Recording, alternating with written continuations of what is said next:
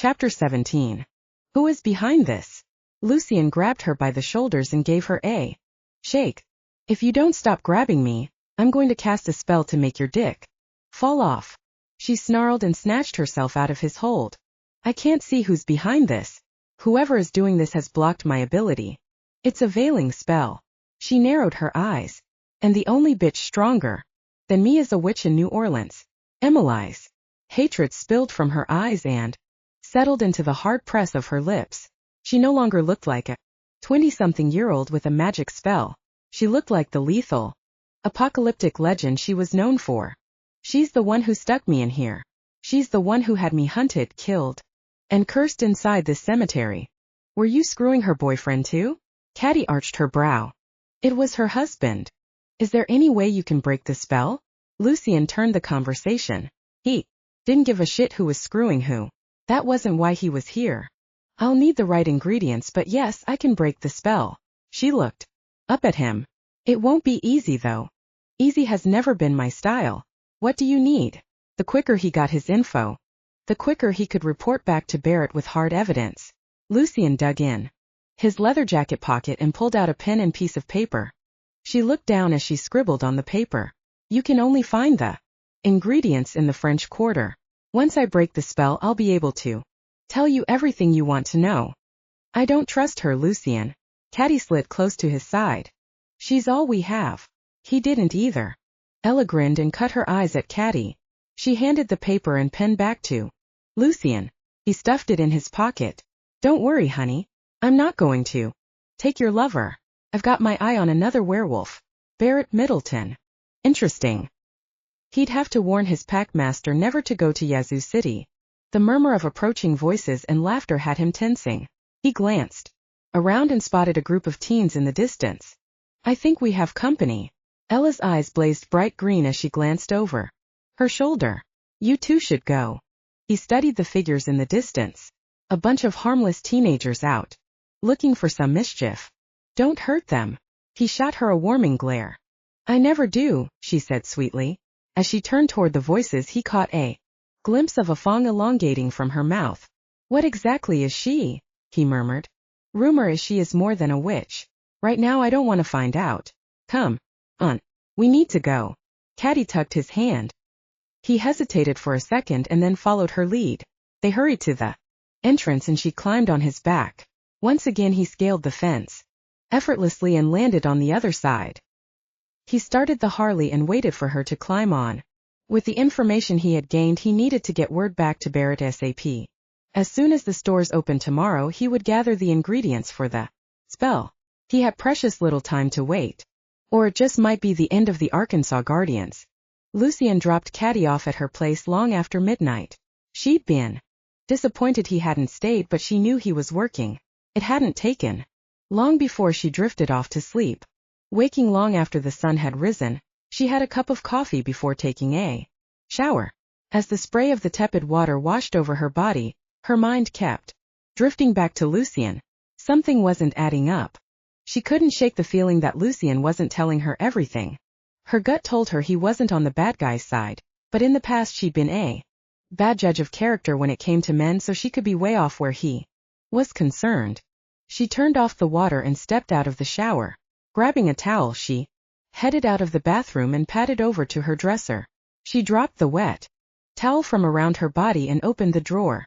It was too hot for a bra, so she pulled out a thin t-shirt and some shorts to wear around the apartment. That's what I like about you, Catty. Not afraid to show off your body. Big Mike's voice cut through the silence of her apartment.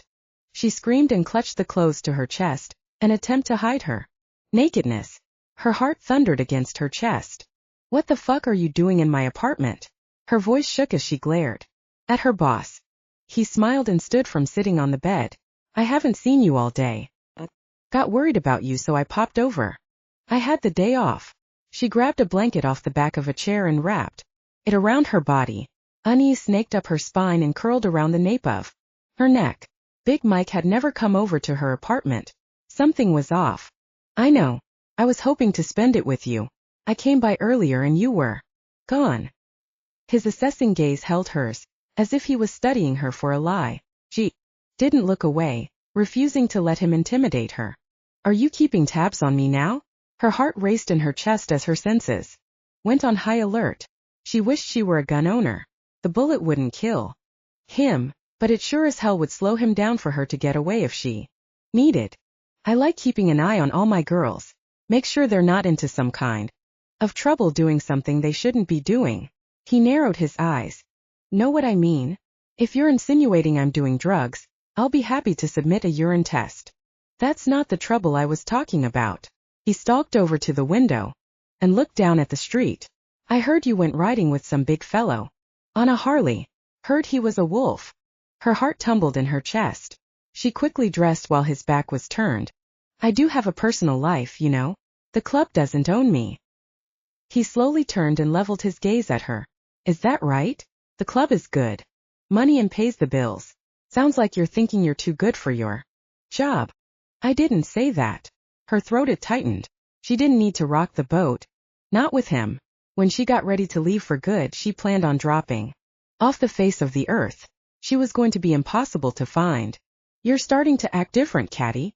You're not as eager to please the customers as you used to be.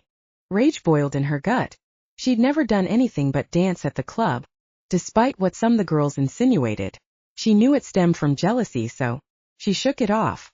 What does that mean? She lifted her chin. I don't know. You tell me. He shrugged his big shoulders and took a step toward her. His buzz cut and goatee made him look intimidating.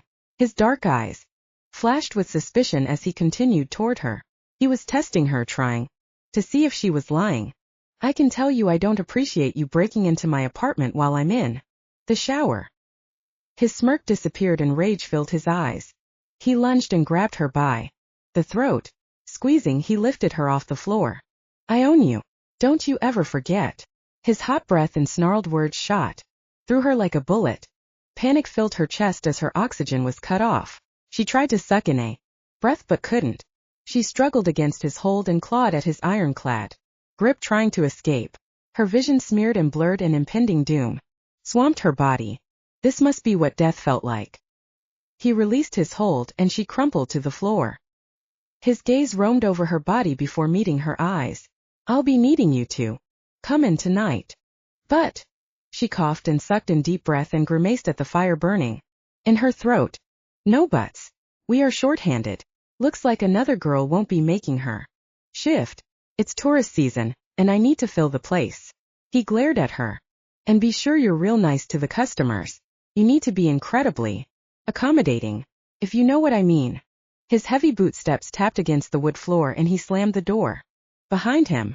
Alone on the floor, she stared up at the ceiling. Desperation circled around her like a shark. If she didn't get out of New Orleans soon, something bad was going to happen.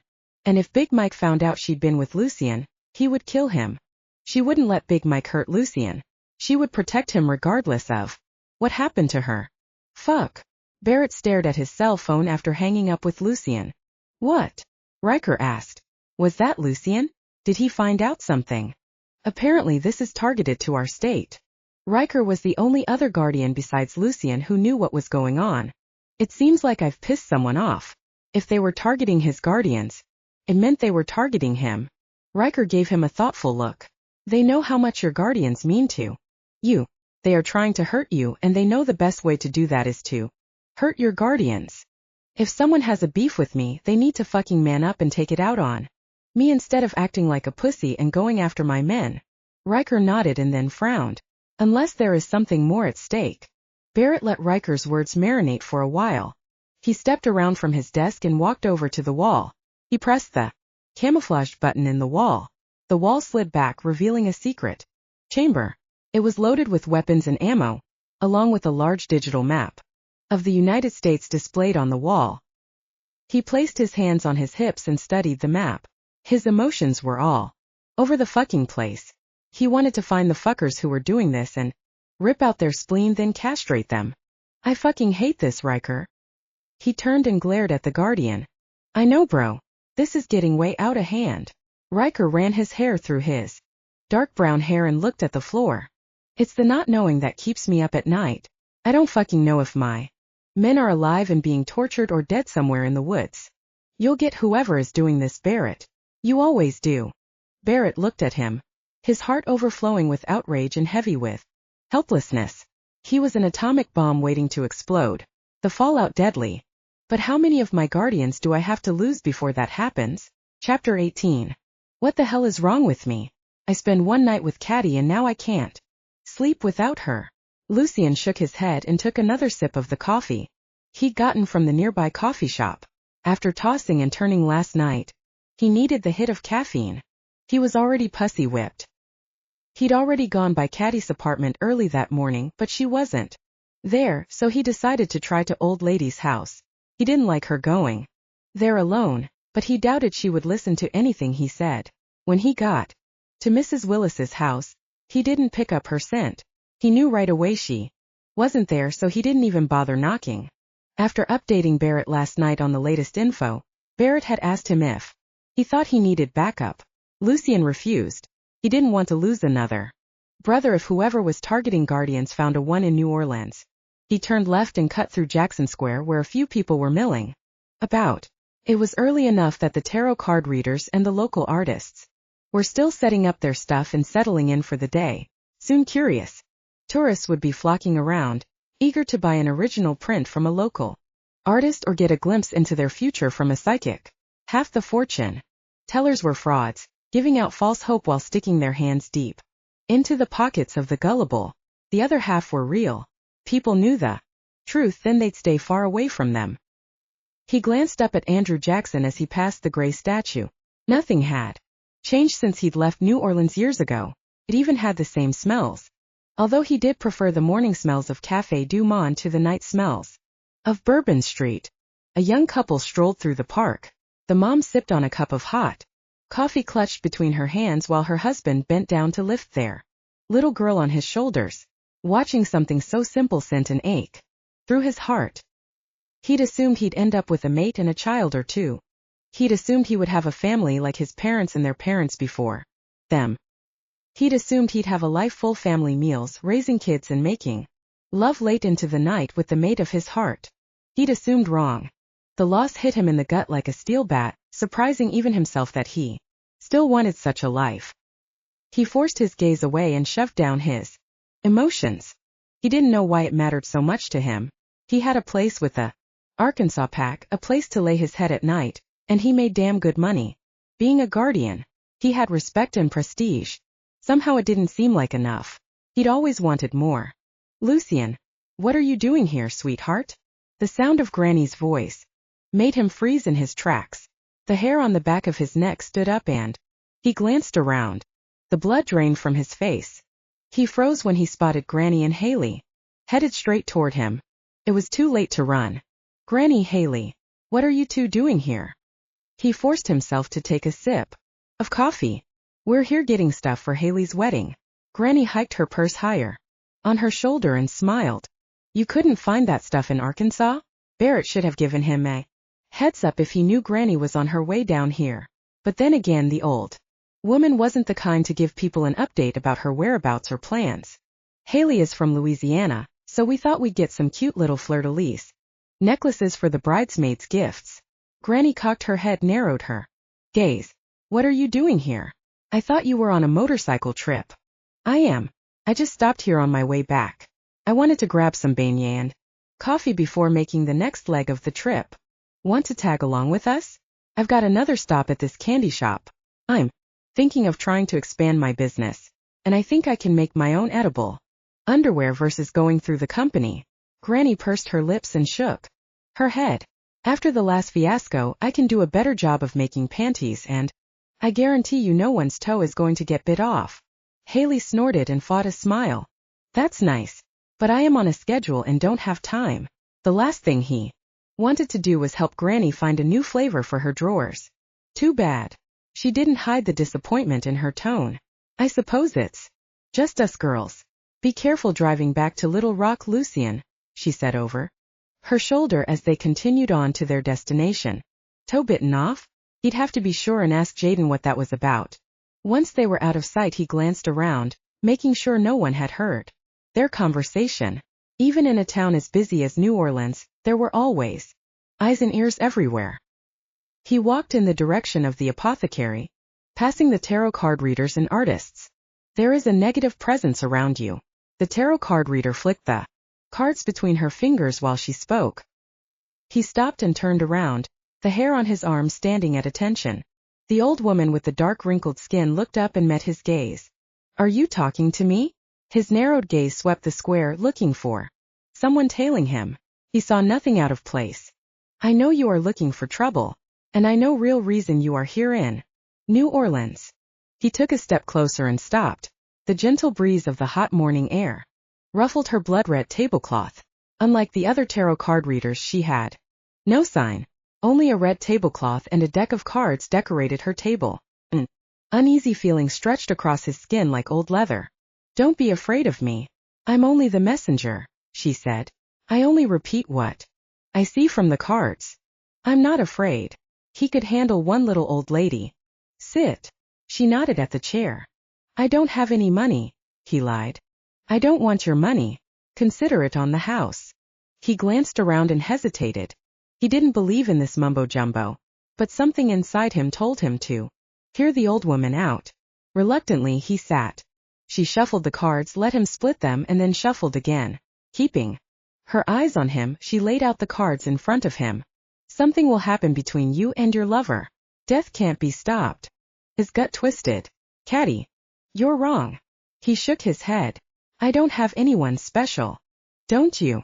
The old woman snorted. He growled and stood. The breeze lifted a card off the table and carried it into the street. She frowned and ran after it. When she sat back down, her eyes were wide with fear as she clutched the card between her trembling fingers. What is it? She pointed her gnarled finger at the black cat on the card. You see this? There is something evil around you. Something hates you, wants to hurt you in the worst way.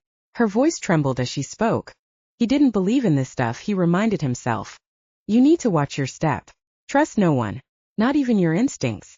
Everything is veiled so you can't see who is bad and who is good. Wait. He placed his hand on the table and leaned in. You said veiled. Why did you use that word? She eased back in the chair. I only speak what I see. You watch yourself. Hombre lobo. Hombre lobo. The Spanish word for wolf man. She was clearly human. He could tell by her scent. How the hell did she know what he was? Relax. I've been around a long time. I've seen many things. I know too many things. She looked away as sadness washed over her expression. I am no threat to you. Your secret is safe with me. Lucien studied her weathered face for a lie. He saw none. Thank you, he whispered before walking away. He quickened his steps down the sidewalk, his gaze assessing the people on the street. He knew he had to be careful not to run into Granny again. She spotted him going into the apothecary. She'd want to know if something was wrong. She wouldn't stop until she was satisfied with an answer. He came to a halt when he saw the worn sign for the apothecary hanging above the entrance. A closed sign hung on the door. He checked the business hours, then glanced down at his phone. He still had 2 more hours to wait. Damn, he didn't have 2 hours. He pressed his face to the glass and cupped his hand around his eyes. Wood shelves lined the wall, all filled with vials, bottles, and jars. The small space had a bookcase set up near the cash register, along with some candles of various shapes and sizes. Looked like any other shop in New Orleans. The movement of a dark shadow near the corner of the room caught his eye. He squinted and made out the shape of a person setting some bottles on a shelf. He rapped at the window. The figure, a woman, stopped and turned to face him. She shook her head and motioned to her watch on her wrist. He gritted his teeth and shook his head. This is important, he called to her. Through the glass. The woman stood, crossed her arms, and scowled. Please. Shaking her head, she made her way to the door. She cracked the door a couple of inches and assessed him through the gap. We're not open yet. She scowled. He inhaled her scent. Human. Her dark brown hair, which matched her dark eyes, was cut into a severe bob. Wearing a dark blue skirt and matching top, she looked more like a principal than someone peddling spells and magic and potions. This is important, he insisted. It's always important. She snorted. Let me guess, you need a love spell or something to heal a loved one. She gave him a bored look. Not exactly. If you could look at this list and tell me if you even have the ingredients, I would appreciate it. He pulled out the list Ella had given him and shoved it through the crack in the door. The owner took the list while keeping her gaze trained on him. She unfolded the crinkled paper and glanced down. Her eyes tracked down the page. She swallowed and raised her widened gaze back to him. Who gave you this list? Her voice trembled and she clutched the paper to her chest. Someone trying to help me find someone. Only a true witch would know the ingredients to a spell as powerful as this. She cut her gaze from side to side, looking over his shoulder before opening the door and motioning him inside. Hurry up. She grabbed him by the arm and tugged him inside. Thanks for letting. Shush. Keep your voice down and get away from the widow. She locked the door and took another glance outside before turning to face him. The last thing I need is for someone to see you in my shop. She hurried toward the back of the shop.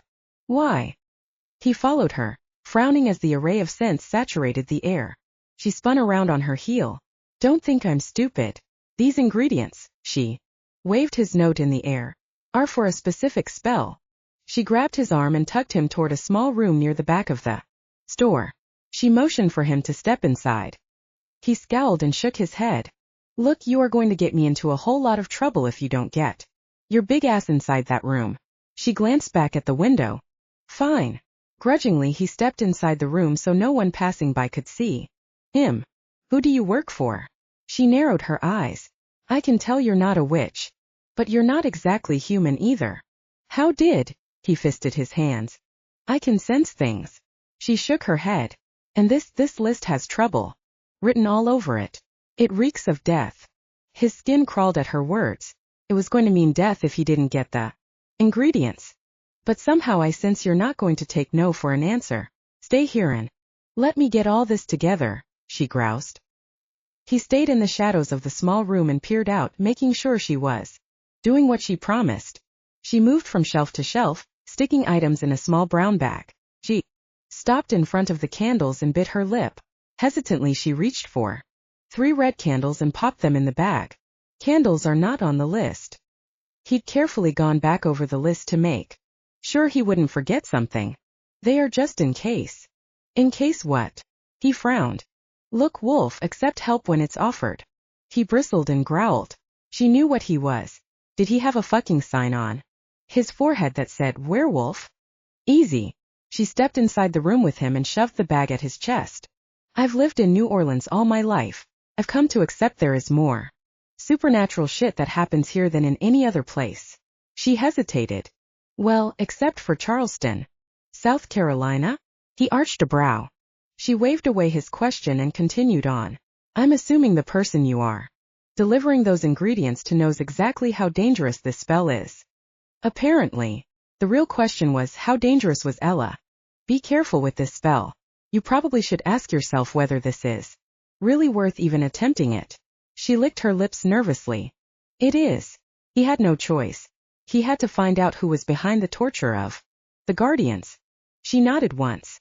The expression, one of knowing something bad is about to happen and wanting nothing to do with it, spread across her face. You need to go out the back way. I can't have anyone seeing you leave my place. Thank you. He followed her through another room to the exit, which led out into the alley. She opened the door and poked her head out, looking both ways. Stepping back, she nodded for him to take his leave. Here, you didn't take my money. He shoved a wad of money at her. She waved it away. No, I'm not accepting money. But I can't. I don't want anything traced back to me when you open that can of worms you are determined to open. She shot him a glare. Just so you know, the spell can't be done tonight. It has to be done tomorrow. Why is that? Because tomorrow is a full moon. You need the energy for the spell. She slammed the door behind him. The click of the lock settled into place. He frowned and glanced down at the bag.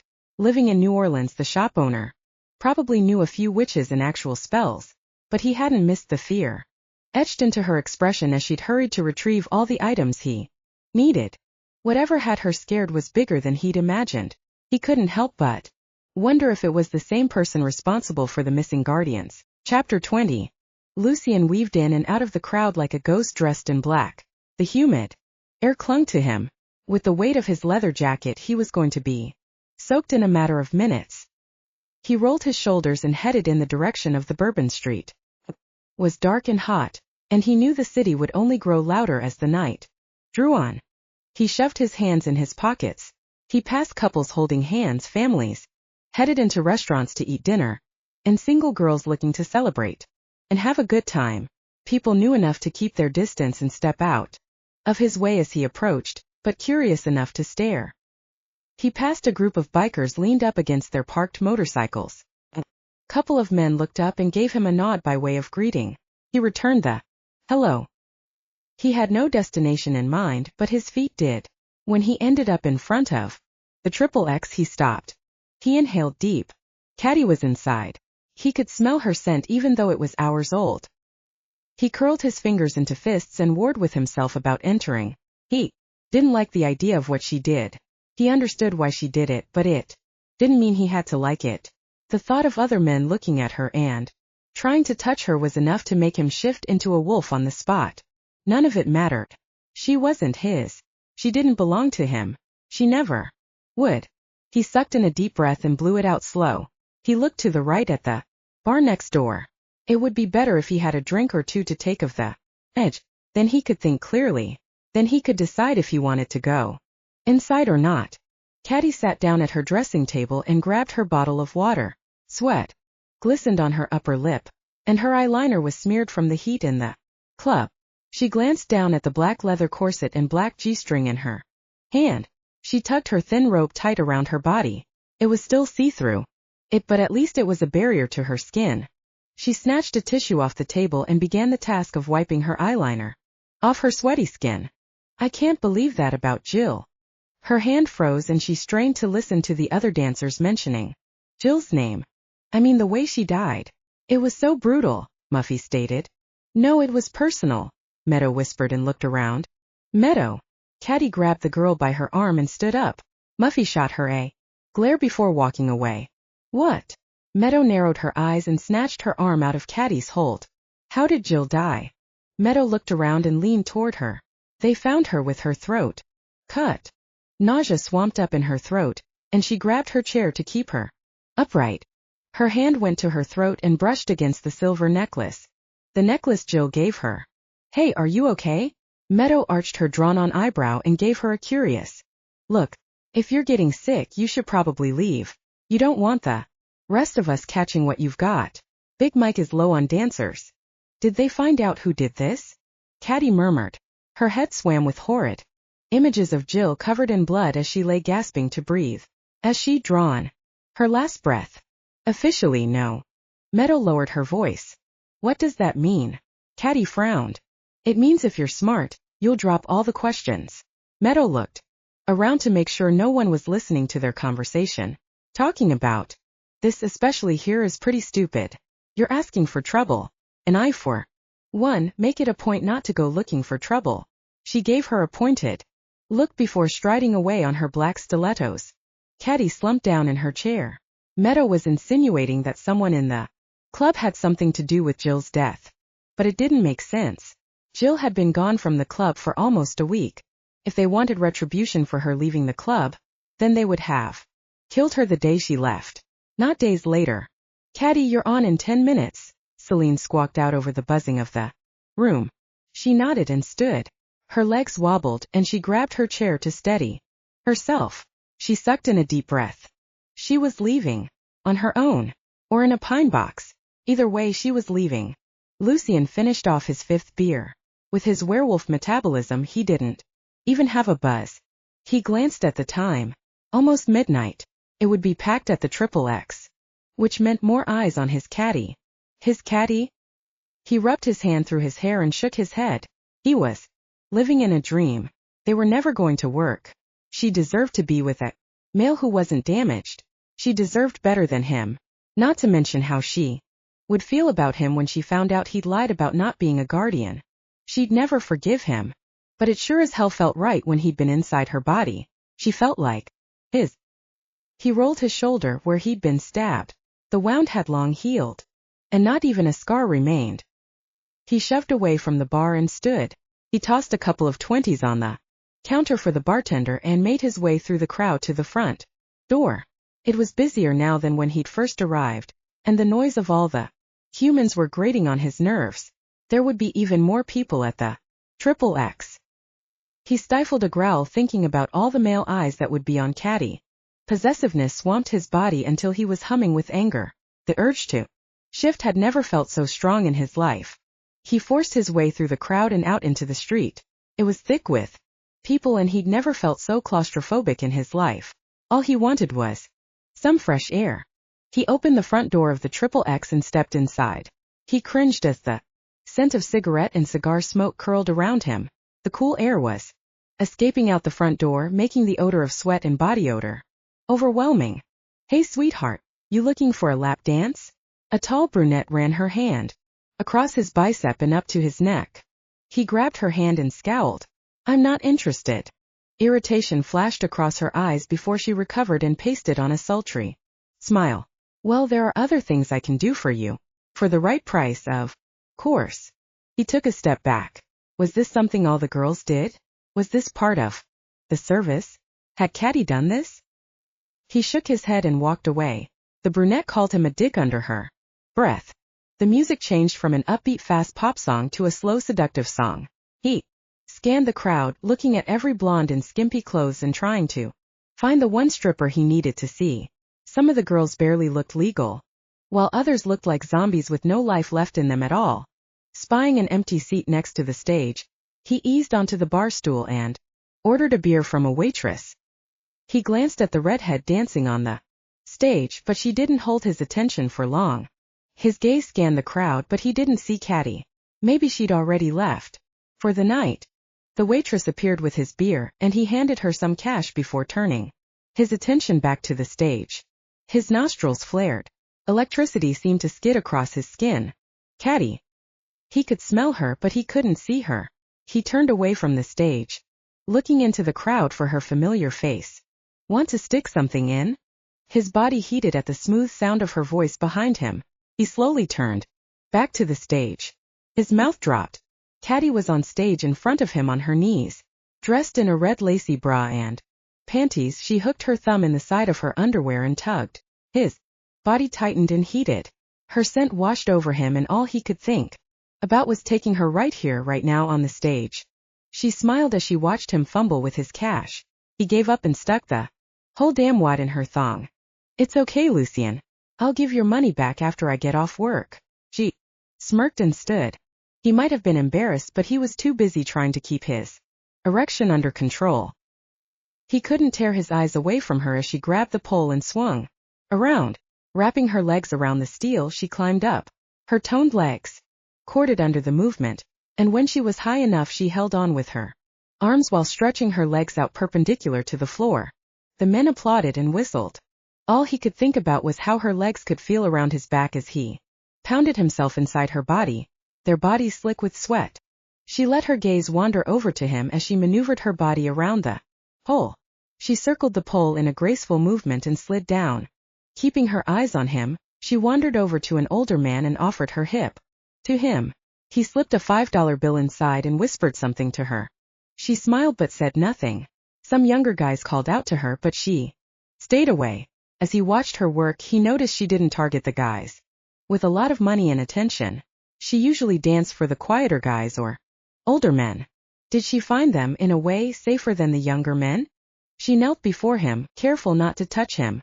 He could see the desire in her eyes. He wanted to reach out and brush the hair out of her eyes, but he knew the rules and didn't want to get her in trouble at work. He certainly didn't want to get kicked out. "What time do you get off?" he whispered. "When we close. I'll wait for you and walk you home." Her eyes widened for a fraction of a second. "Don't do that." Her music ended, and the next girl was walking up on stage. She hurried and stepped out onto the floor. He stood and made his way over to her. "Why not?" She looked around, her face pale. "I'll get in trouble if I leave with a customer."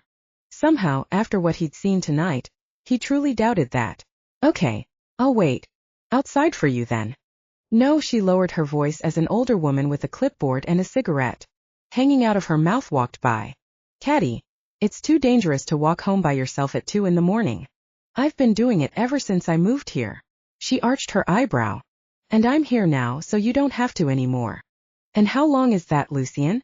You're here on business. You don't plan on staying. She looked away. You're not either. She glanced up at him and sadness flickered through her eyes. What is it? He could smell the fear coming off her in waves mixed with desperation. Nothing. She shook her head and glanced around the room, fear dancing in her eyes against the lights in the room. Are you in danger, Catty? He touched her elbow. Tell me. I can help you. Hey, no touching unless you are planning on paying for a lap dance. The older woman with a clipboard stepped up to them and pulled his hand away. He fought back a growl. I'm willing to pay, Lucien answered. Really? The woman's eyebrows shot up.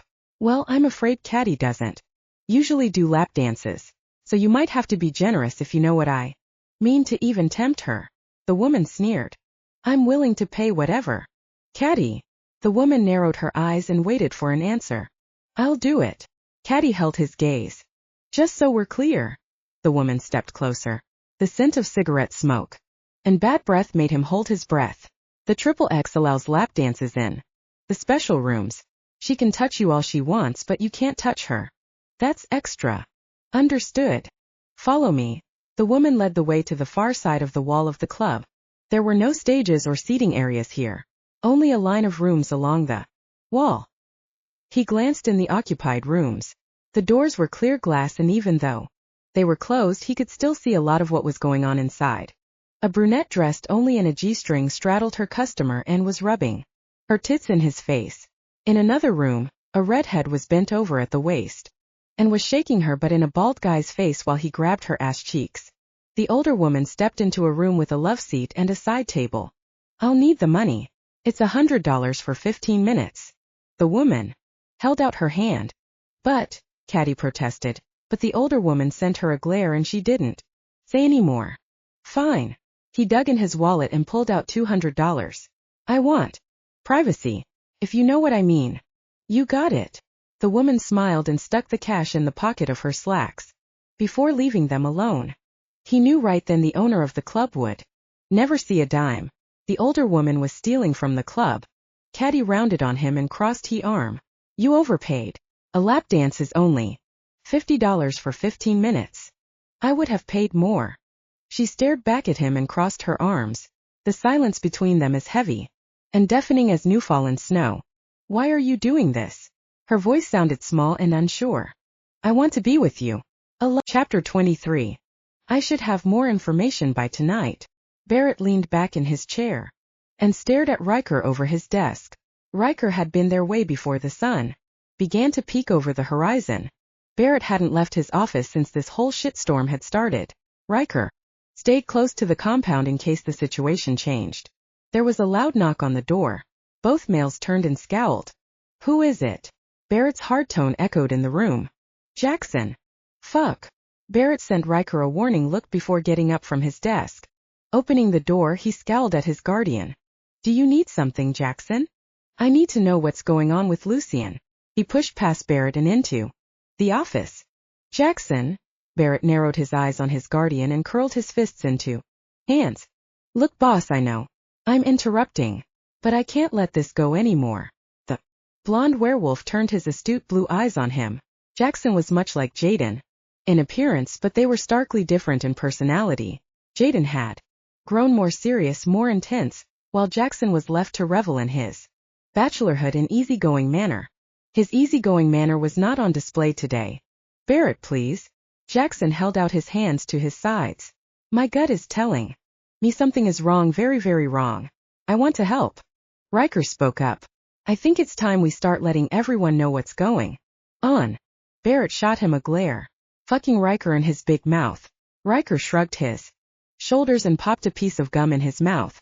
Barrett looked back at Jackson. His gut told him not to say anything, to wait.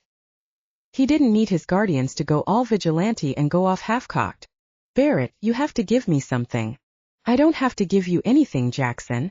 Not now. He narrowed his eyes at the guardian. I'm your packmaster. You seem to forget. And my patience for your lack of respect is quickly running out. Jackson looked at the floor, took a deep breath and then looked back at Barrett.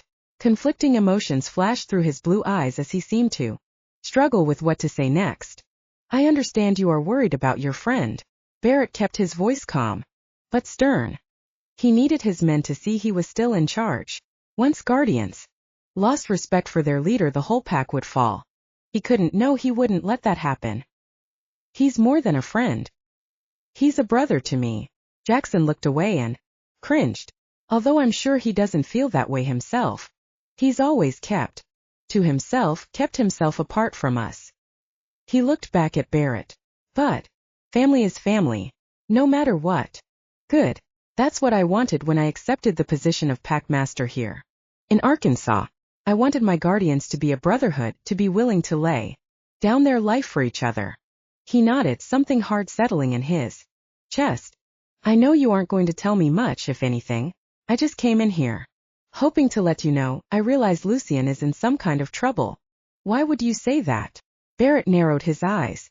Had Lucien contacted him? Had Riker opened his big mouth?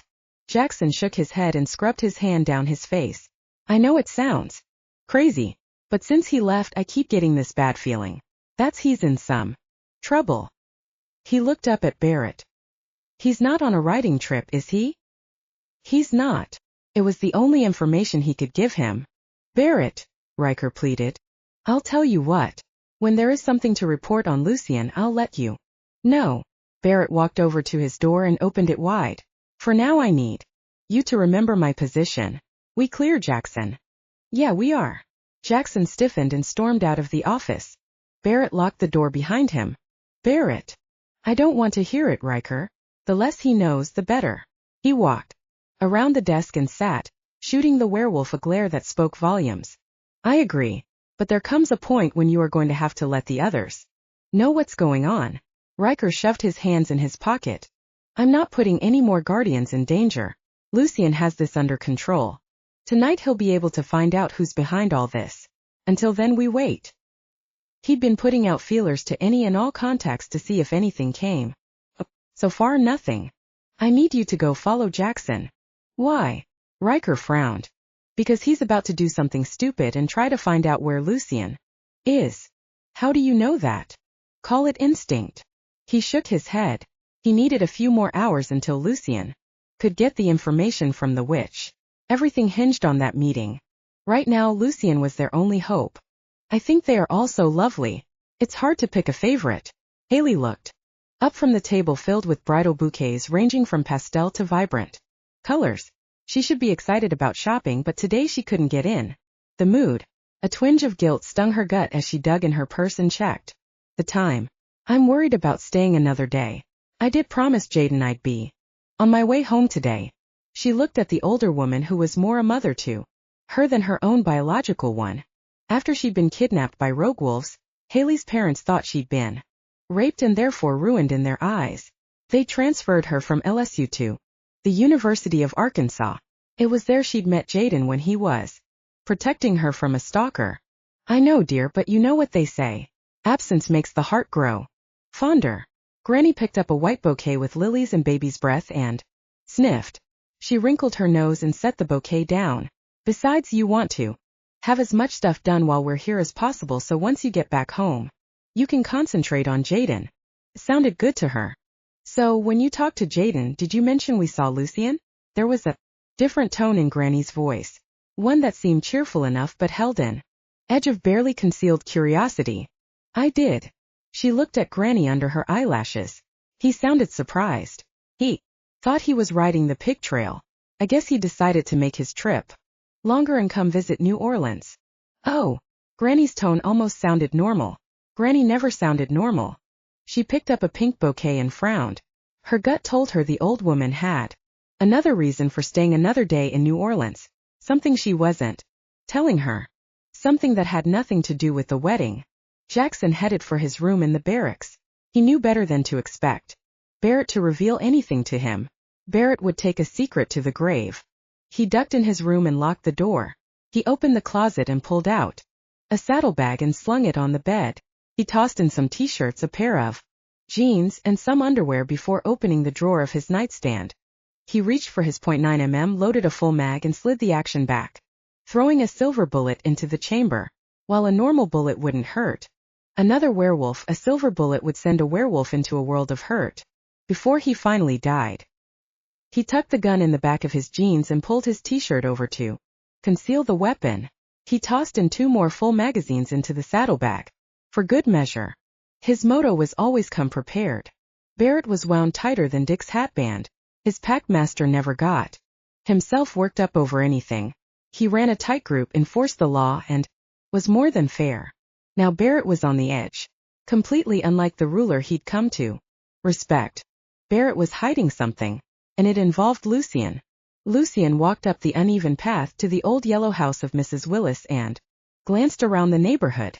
The house next door had graffiti painted along the side, and its shutters were hanging on by sheer desperation. A beat-up car was up on blocks in the front yard like a lawn decoration, and a couch was perched on the front porch. He cringed as he imagined the numerous bugs and rats that had made their nests in the furniture. He looked back at the front door of Mrs. Willis's house. Despite its age, the home had a cozy feel to it. It stood out among the rest of the run-down houses on the street. Mrs. Willis's house seemed to emit hope among the otherwise desperate neighborhood. He discovered a note on the side table from Catty when he woke up. He didn't want to leave for Mississippi before talking to her. Not after last night. An image of their bodies moving together as they made love throughout the night flashed in his mind. His body tightened as he remembered how she had called out his name, lost in her pleasure, locked in his arms. He'd hoped to have her again that morning, but she'd been gone when he woke up. He frowned and stepped up to the door and knocked. A staccato of taps on the floor followed the door opening. Mrs. Willis stood there, eyes unfocused and wearing a green muumuu. "Catty, is that you?" Mrs. Willis called out. "No, ma'am, I'm Lucien. I'm a friend of Catty's." He glanced over the old woman's shoulder into the house. "She said she was coming over here this morning. I wanted to talk to her before I went out of town, but I see she's not made it here." "Oh, it's so nice to meet one of Catty's friends." She reached out and patted his arm. "I worry she doesn't have anyone to look after her. She doesn't have family here, you see." "Yes, ma'am. I know." "Well, look at my manners. Come on in, honey. Any friend of Catty's is welcome in this house. I'm sure she's on her way." She smiled and opened the door wide to allow him access. "Thank you." He stepped inside. The house was old with tall ceilings and hardwood floors. The antique furniture was well worn, and photos covered the wall. It was like he'd stepped back in time. "Would you like some tea? Or coffee, perhaps?" Coffee would be nice. He hadn't gotten his caffeine infusion for the day. He'd gotten dressed and headed over here as soon as he read Catty's note. "Who's this?" A slender young brunette sauntered into the living room. She wore black shorts that had her ass hanging out and a t-shirt with a plunging neckline. Even with her makeup on, she looked barely legal. "Hi, I'm Lucien. I'm a friend of Catty's." He held out his hand. She took his hand in hers and held on a second too long as her lips curled up into a slow smile. "Catty's lucky. I wish I had friends like you." She stepped into his personal space. Her breast brushed against his arm. "This is my granddaughter, Shelley. Shelley, can you bring us some coffee?" Mrs. Willis cleared her throat, clearly not impressed with her granddaughter's flirty tone. The old woman might be blind, but she could still see. "Sure." Shelley's tone was less than eager, and she took her time walking out of the room. "Please sit, Lucien. Sometimes Catty stops and picks me up some sweet treats at the coffee shop." Mrs. Willis made her way to the rocking chair and sat. He waited until she was seated before he took a seat on the couch. "So tell me, how well do you know Catty?" She rested the handle of her cane on the arm of her rocking chair and laced her fingers together and placed them in her lap. He knew her pretty damn well, he wanted to say, but Mrs. Willis probably wouldn't appreciate his language. "I actually met her this week. I know her brother Zane." "Ah, and what does her brother think about your interest in his sister?" The corners of Mrs. Willis's mouth tipped up. He cleared his throat and shifted in his seat. Mrs. Willis let out a laugh. "Don't worry, Lucien. I'm glad she has you. I may not see a person's appearance, but I can see their heart. You don't need eyes for that." "I guess you don't." He smiled at the old woman. Catty speaks very highly of you, Mrs. Willis. Thank you for being so kind to her while she's been in New Orleans. I know it's meant a lot. That girl has helped me more than I could ever thank her for. Her face lit up with emotion. The maternal affection she felt for Catty made him homesick for his own mother. Catty is like that. Incredibly generous. Yes, that's what worries me. Mrs. Willis thanked her granddaughter as Shelley handed her a mug of hot coffee. Thank you, Lucien murmured as Shelley passed him a cup. She smiled and sat next to him on the small couch. Shelley dear, are there any tea cakes left in the pantry? I'm sure Lucien would love some with his coffee. I don't know. I didn't see any. Shelley kept her gaze fixed on him and continued to ignore her grandmother. I'll go check. Mrs. Willis stood up. No, Mrs. Willis, don't bother yourself. The coffee is perfect. I don't eat anything sweet first thing in the morning. I bet I have something sweet you would love to eat, Shelley murmured and leaned into him. He glared at the girl's sexual innuendo. She leaned in closer and rested her hand on his thigh. He grabbed her hand and looked into her eyes. No thank you. I've already had my appetite satisfied. He shot her a glare. She arched her brow, knowing what he was insinuating. Mrs. Willis, when do you expect Catty? I hate to impose on your hospitality. Even though the woman couldn't see him, he turned and gave her his full attention and ignored Shelley. Maybe she would get the hint he was not interested. It's no imposition at all, Lucien. A smile brightened her features. It's been a while since this house has had a man grace its presence. How long has it been since your husband passed? He asked quietly. Shelley sighed and got up, already bored with the topic of conversation. She sashayed into the kitchen. About 20 years. We moved into this house right after we were married. She tapped her cane gently on the floor. She's a grand old house. Or used to be anyway. Still is. You're sweet, Lucien. I can see why Catty likes you. She shook her head. Slowly. With losing my eyesight, I can't keep her up like I used to. Maybe it was God's way of not letting me see the state the neighborhood has fallen into. She rested her cane at her knee and felt for the side table before resting her cup on the surface. Catty is a sweet girl, always coming by and checking on me. She even brings flowers to hang on my front porch. I can't see them, but I can smell them when I step outside. She's always thinking of others. She's a regular Mother Teresa, Shelley muttered as leaned against the doorway, leading into the living room. Lucien's irritation flared. Shelley, I'm sure I don't understand your meaning. Mrs. Willis frowned. Oh, I'm sure Shelley was complimenting me.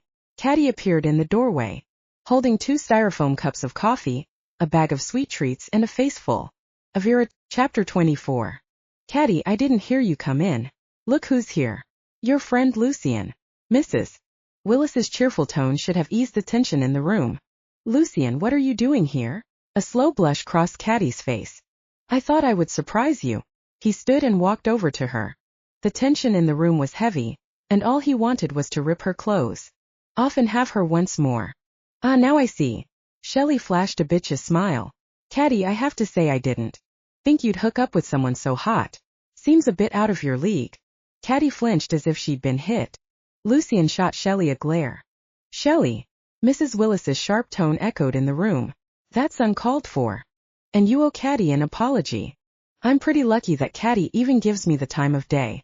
I place a lot of value on our relationship.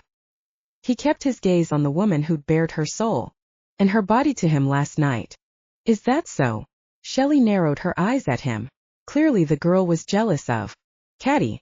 Catty shifted her weight and cleared her throat. I brought some chocolate croissants. I know how much you like them. She looked at Mrs. Willis. You're such a sweet girl. Mrs. Willis smiled. Come sit down and we'll share some good coffee and some good conversation. Shelley, can you bring Catty a cup of coffee? Shelley narrowed her eyes. I brought my own. She headed over and set the bag of treats down on the coffee table. Come sit, dear. I was just having a nice conversation with Lucien. Mrs. Willis accepted the croissant Catty handed her. She placed the pastry on a small napkin Catty produced from the bag. Catty turned to Lucien. What were you guys talking about? Ah, just about how close you two are. Mrs. Willis pipped in before taking a Bite of the croissant. Lucien lifted his brow and looked at the older woman. Not exactly the conversation he remembered. Really? Catty blushed. Yes, Lucien is quite the catch. Shelley slid up to him and raised up on her tiptoes to place a kiss on his cheek. I've gotta run. See you around. Lucien. Shelley strutted to the front door. Catty shot daggers at him with her eyes. You know, Mrs. Willis, I forgot about an appointment I had made this morning. She stood and gathered her bag off the floor. I've got to run before I'm late. Oh, I was looking forward to talking more with your friend Lucien. Oh, he can stay. I'm sure he has no place to be. She gave him a death stare before hurrying to the door. I'll see you in a few days, Mrs. Willis, Catty called out over her shoulder before the door slammed shut. Shit. He was clearly in trouble. Well, Lucien, don't just stand there. Go after your girl. Mrs. Willis smiled before taking a bite out of her croissant. He mumbled a quick goodbye and hurried out of the house. Catty was more than pissed. She was hurt. Standing on the sidewalk, he scanned the area. No sign of her. He closed his eyes and inhaled her scent. He hurried after her. His footsteps pounded against the concrete sidewalk. Sweat broke out under his leather jacket and seeped into his t-shirt. He turned and headed down an alley. When he reached the end, he stepped out onto the next street. He caught sight of Catty in jeans, boots, and a thin t-shirt heading toward her apartment. He took off at a run. Stop, Catty. He grabbed her elbow, but she snatched out of her grip. Leave me alone, Lucien. She kept walking, her hands jammed in the pockets of her jeans. Katie, Shelley was just being a bitch. She stopped in her tracks and turned on her heel. That may be, but the fact. She's right. You deserve to be with someone who's your equal, not a stripper. Pain flashed through her eyes as she continued walking. What the hell are you talking about? He hurried beside her, matching her pace. She stopped again and met his gaze. Look, this thing between us needs to stop. Why? His heart froze in his chest. He figured once it started beating again, it would fracture into 1,000 pieces. I can't keep living in this daydream that we will somehow be together when next week comes. She gave him a sad smile. I live in the real world, and in my world the best I can hope for is to leave this place and start over where no one knows me or my past. Her smile faltered and she glanced away. He grabbed her by the arms and forced her to look at him. Listen to me. Can't promise you next week, hell I can't promise you tomorrow. In the line of work I'm in, I have no guarantees. It sounds dangerous. What line of work are you in exactly, Lucien? Her gaze narrowed on him and she lowered her voice. Doesn't matter. What does matter is I care for you, Catty, and I'm not ready to walk away from this, from us. His heart beat rapidly in his chest. He felt open and vulnerable, yet he couldn't stop the words from spilling out from his mouth. And I don't think you're ready to walk away either. Look at me. Tell me the truth. Do you regret what we did? Do you regret what has happened between us? His chest squeezed as he waited for her answer. She smiled. Her fingertips trailed down his jaw. No. I think what happened between us will keep me going for years to come. You've given me more in a few days than I can ever get in a lifetime. For that, I'm grateful. His heart shattered in his chest for her. He wanted to grab her and take her back to his place and make love to her until she was consumed with him. Like he was for her. You don't give yourself enough credit. His heart tugged in his chest and he kept his gaze on hers. You don't see what a wonderful person you really are. It goes beyond your beauty, which is pretty damn hot. She let out a reluctant laugh. I'm serious. You are more woman than I ever thought I would find. God, he wanted to tell her more, tell her how much he wanted to spend the rest of his life with her. But he couldn't. If this mission went south and he didn't live, he didn't want her to feel like he'd abandoned her in his death. Suddenly the idea of being done with this mission and going home rushed into his chest. He'd lived his job for years, but now with Catty he longed for something different. He longed for someone to come home to at night. What are you saying? She looked up at him, hope shining in her eyes like stars. I'm saying right now, today is all we are guaranteed. I want to live each day like it's my last. You say that like it's a possibility. Her brows furrowed. He shrugged. I want to be here, present in this moment with you. And once I'm finished with New Orleans, you what? He swallowed. I want you to come home with me. Back to Arkansas. There. The words were out. There was no going back now. You do. Her voice wavered like she didn't dare to believe what he was saying to her. Yes, I do. He meant it. The busyness of the morning moved around them. The hum of cars passing slowly on the street, coupled with the scent of breakfast in the nearby diner, seemed dull in the space between them. I need to hurry up and be done with this business for the Guardians. As important I get this done first. You understand, don't you, Catty? Suddenly, finding his brother didn't seem so important. Not anymore. Of course I do. She stepped closer and rested her palms against his chest. He wanted to take her in his arms and kiss her senseless, but he knew too many people could be watching them. He wouldn't jeopardize her safety for his selfishness. Good. He didn't know what the future held for him, but he sure hoped she was part of it. I was worried when I woke up and you were gone. I wanted to tell you goodbye before I left for Yazoo City. He reached for her hand and intertwined his fingers with hers. The reason I left before you woke up was to check on Mrs. Willis. Besides, you're not going to Yazoo City without me. She cocked her head. I don't think you need to be going. I don't trust that witch. Why do you think I'm going? After seeing how Shelley was all over you? Forget it, Lucien. I'm going. Lucien tried to persuade her not to go, but Catty wasn't having it. She definitely wasn't going to let him be alone with the witch. It wasn't that she didn't trust Lucien. She did. Somehow she felt this draw, this compulsion to trust him. It was the witch she didn't trust. As soon as they made it back to his motorcycle, they took off. She laid her head on his back as he tore down the highway on his Harley. She tightened her arms around his lean waist. She loved how he felt against her, like he was the missing piece of her body. When he reached down and held his hand over hers in an affectionate touch, it nearly melted her heart. He could be so intense in bed and so gentle out of. She closed her eyes, letting herself envision a life with Lucien. A home, lazy nights making love, and maybe a few years down the line a child or two. Tightening her arms around his waist, she settled into the trip, holding on to her fantasies and her love for him, which was growing with each mile. Chapter 25. The sun dipped low over the horizon by the time they hit the city limits of Yazoo City. He lowered his speed and pulled into a crowded gas station. She climbed off the bike and he followed. I'm getting gas, so once we meet with this chick we can haul ass out of here. He glanced around as people passed him by. I don't like staying longer than I have to. Me either. She dug in her jeans pocket and pulled out a couple of bills. I'm going to grab a water. Do you want something? He stared at her for a beat, and a seductive smile spread across his handsome face. Yeah, there is something I want. He pulled her into his arms. She smiled before he dipped his head and kissed her lips. When he pulled back, his eyes were dark with lust. I want you. After we get what we need from this witch, you can have me, she whispered near his ear. I promise. He groaned and let her go. She couldn't stop smiling as she walked into the convenience store. When she came out, he was waiting by the door. Her stomach warmed at the sight of him on the Harley. Dark hair and leather jacket made him look like something off a biker magazine. She opened the bottle of water and took a drink, then handed it to him. She watched as the condensed water dripped from his hand onto his shirt.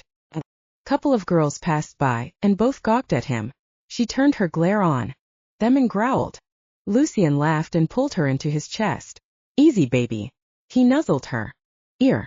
I don't need you shifting in front of everyone. She kept her gaze on the two girls as they hurried inside the store. I don't need to shift in order to rip their throats out. I can do that now. I have no doubt. He pulled her down for a heated kiss. Between the heat of the day and the heat of the kiss, she was going to burst into flames. She climbed on behind him and held on tight as he maneuvered out of the gas station and back on the street. They drove down the residential area of town toward the cemetery. Kids were playing in their front yards while parents talked to neighbors. The scent of freshly mowed grass made Catty long for her home and the days of her childhood, when she'd felt safe and loved and cherished. She swallowed the knot in her throat as she thought of her mom and dad and, most of all, Zane. He was one person she'd always wanted to make proud. Now she never would. Purple streaks stretched across the sky as the day faded. Soon it would be dark. The heat wound about her like a heavy wool blanket, threatening to drown Her in the humidity. Lucien took a right. When he turned down Main Street, she knew they were not even close to their destination. He slowed his speed along the street flanked by rows and rows of tall buildings that had been there for a while. The buildings were each painted a different pastel color, and it reminded her of a picture she'd once seen of Rainbow Row, the famous street in Charleston, South Carolina. He pulled into an empty parking space and killed the engine. She slid off the bike and waited for him. What are we doing here? She looked around at the quaint shops and stores. Getting something to eat. He nodded at a restaurant named Tom's and lowered his voice. The witch can't perform the spell until midnight. A full moon at midnight is the best time for the spell, or so I've been told. We have hours. Figured we could grab a bite first since nothing will be open after midnight. Good idea. He placed his hand on the small of her back and guided her inside the restaurant. It was already full of people in line from the dinner crowd and there were only a few tables available. How many, sir? The young red-haired hostess reached for some menus. 2. Right this way. You guys got the last table. The hostess laid the menus on the table as they sat in the chairs. Is it always this busy? Catty looked around the room at all the people. It is. We just opened and so we get a lot of business right now. The hostess smiled. Your waitress will be right with you. Are you hungry? Lucien picked up his menu. Starving. She hadn't eaten lunch and had missed breakfast. But she didn't dare say anything. She didn't want him to regret letting her go with him. Think I'll get the burger. He laid his menu down and let his gaze shift through the crowd. The aroma of grilled chicken, burgers, and French fries had her tummy rumbling. She pressed her hand to her stomach.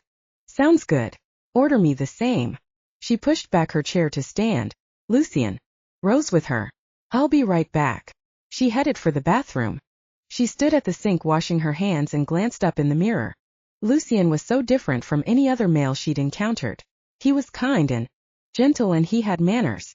He also had a deadly edge about him. From the way he dressed to the way he could shoot holes through someone with just one glare. She dried her hands and sucked in a deep breath. She needed to be focused on what they had to do tonight. She needed to focus on helping Lucien get the information he needed so he could complete his mission. The sooner he was finished with his business, the sooner they could be together. She walked out of the restroom and made a beeline for their table. Their drinks had arrived and Lucien was giving the waitress their order. His gaze met hers and he stood as she approached. Her heart nearly stopped in her throat as he pulled out her chair for her. Such a gentleman. She looked around the room and was met with jealous looks from more than a few females. She didn't blame them. She'd be jealous too. Thank you. It had been a while since she'd been around someone like him. Her father and Zane had set the bar high when it came to the male species. She'd given up hope of finding a guy with those qualities. Until Lucien. So what's the plan? She took a sip of her beer. She pressed the cold bottle against the inside of her wrist to help cool her down. We get to the cemetery before midnight. I'll give the witch the ingredients she needs and she'll make the spell. Tonight she'll tell me everything I need to know. How can you be so sure she will cooperate? Or if she is even telling you the truth?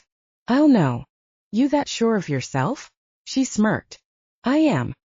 He leaned across the table and took her hand in his. And once this is over, we can talk about us. She bit the corner of her lip. What's wrong? His brows furrowed and he leaned closer and lowered his voice. I know there is something on your mind. Just thinking about tonight. You're a terrible liar. I am not. She pulled away and crossed her arms over her chest. He laughed. Yes, you are. Remind me never to play poker with you. She snorted. Believe me, honesty is sexy in a woman. Every male wants that. Complete honesty with their female. Her heart leaped in her chest. Their female? Was Lucien claiming her as his? She didn't want to press the issue right now, not with everything at stake, so she locked it away for a later date. I think this is our order. He sat back. The waitress approached and set their plates in front of them. Dig in. You're going to need your strength for tonight. He settled his gaze on her before picking up his burger. Think I'm going to get into it with the witch? She arched her brow. Nope. I think you're going to need your strength for what I have planned. After. And it involves you naked in my bed. After dinner he led her to the bar down the street to kill some time. The cigarette smoke and loud music was too much to handle, so Catty talked him into driving to the library near the center of town. It was closed, but that wasn't why she wanted to go. She wanted to sit underneath the large oak trees and stare up at the sky. They spent their time talking and laughing and kissing. It had been a perfect simple moment. Just them together while the world ceased to exist. He wished he could stay in that time forever. But the urgency of his mission called to him. At 11:30 they'd headed for the cemetery, ready to meet the witch. He slowed his speed as he approached the road that led into the cemetery. He pulled up to the locked gates and parked. He waited for her to get off first before he followed. The little town had gone to sleep hours before as the traffic dwindled off and the house lights went dark. The security light at the entrance of the cemetery cast a yellow glow on the ground and shrubbery, and the drone of frogs echoed in the darkness. Lucien grabbed her hand and tugged her toward the fence, away from the lights. Hidden by the shadows, he waited for her to climb on his shoulders so he could climb the fence. "I got this, Lucien." She laughed as she grabbed the fence. Before he could speak, she was scaling the wrought iron fence. She slung her leg over the side, barely avoiding getting caught on the iron spike. She shifted her weight and jumped to the ground. Landing on her feet, she gave him a wide smile. "You could have been hurt." With his heart in his throat, he scaled the fence and landed on the other side. "But I wasn't. I know what I'm doing. I've been climbing poles for years now." She snorted. "Not funny." He grabbed her hand. "Come on. Stay close. I'm not sure what Ella has in mind." He led her deeper into the cemetery and stayed off the path and away from the security lights. Habit of being a guardian. Always staying out of sight while doing the job. He threaded his fingers between hers and kept scanning the area for any movement. The closer they got to the witch's grave, the quieter it became. Well, you came back. Hope you're not empty-handed." He turned and nudged Catty behind him. Dressed in a black flowing dress, Ella looked more like a witch tonight than the last time he'd seen her. He pulled a white bag out of his jacket pocket. "Everything is here. Just like you asked." Her eyes widened for a brief second before she recovered. She took the bag out of his hand. "You seem surprised." He arched a brow. "I didn't think anyone would help you. They risk a lot in doing so." She held his gaze in an unapologetic way. The shop owner wasn't all that ecstatic. "No doubt." Ella turned. "Come with me. I need to do this over my grave." She glanced up at the sky. "Perfect. No clouds. The light of the full moon will give energy to the spell." They followed behind her. He noticed she picked up the hem of her dress and stepped over each grave instead of walking on it. She stumbled once and touched a headstone to steady herself. She hissed and snatched her hand away. "Why did you do that?" Catty asked. "Do what?" She continued to walk. "Did it hurt when you touched that headstone?" Lucien asked. "I'm not supposed to touch them. When they sealed me in here they decided I can't touch the stones or they shocked me." "That's weird." Catty looked at him. "Just one more punishment they tacked on. Not only can I not leave, I can't touch the stones. They did it so I wouldn't ruin them with my wickedness." She made air quotes and snorted. "Not like I can ruin someone that's already dead." "Can you not step on the graves either?" Catty asked. "I don't step on the graves because it's good manners." She turned and glared at Catty. "How would you like it if people jumped up and down on your grave after you've died?" "That's very thoughtful of you." Something in Catty's tone softened, and Lucien knew she felt bad for the witch. "Where do you go when you disappear?" Catty ventured. "I'm still here. You just can't see me." "So you're invisible?" "Not exactly." She turned and looked at Catty. "I go into the world between the living and the dead. It's like being trapped in a mirror. You can see what everyone is doing, but you can't interact." "How long will the spell take?" He steered the conversation back on track. "Shouldn't take long since you brought me the right ingredients." She cocked her head and stared at him. "Are you sure you want to know? Once you start down this path it will put you and all you love in danger." Her gaze flitted to Catty. "He wants to know. Don't worry about me. I can take care of myself." Catty propped her hands on her hips. "I bet you can. I bet you are stronger than anyone gives you credit for." "Little wolf." Ella nodded her approval. That's good. You'll need that in this life. Ella turned her attention back to her grave. The large rusted chains that circled the grave had a few chinks missing. Lucien had read up and knew the legend had stated that on the night Yazoo City burned, the witch's grave had been broken, unleashing her from her grave. She didn't seem like a vindictive woman. She seemed lost. Do you need us to do anything? Are you offering? The witch gave him a sultry smile. No. He's not. Catty growled. Ella looked at Catty and gave her a sympathetic look. Word of advice.